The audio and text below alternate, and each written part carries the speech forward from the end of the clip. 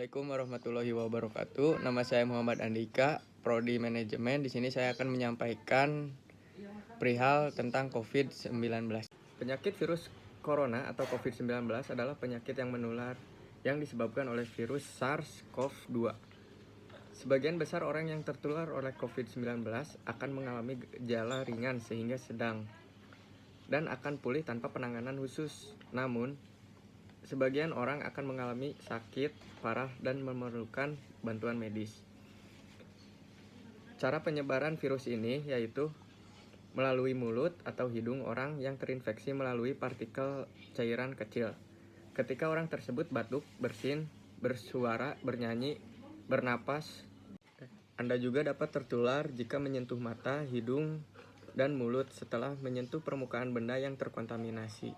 Virus lebih mudah menyebar di dalam ruangan dan tempat ramai.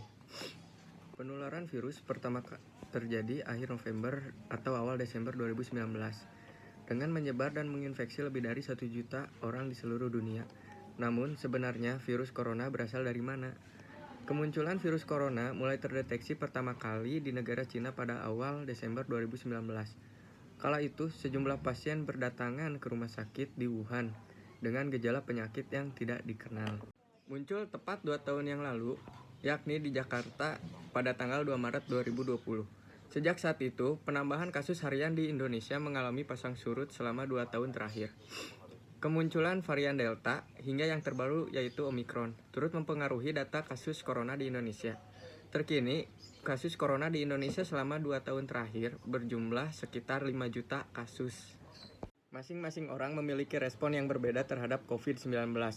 Sebagian besar orang yang terpapar virus ini akan mengalami gejala ringan hingga sedang dan akan pulih tanpa perlu dirawat di rumah sakit.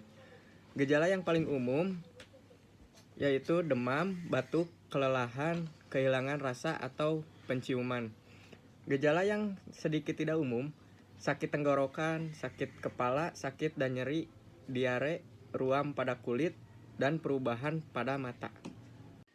Cara mencegah dan mengobati virus COVID-19.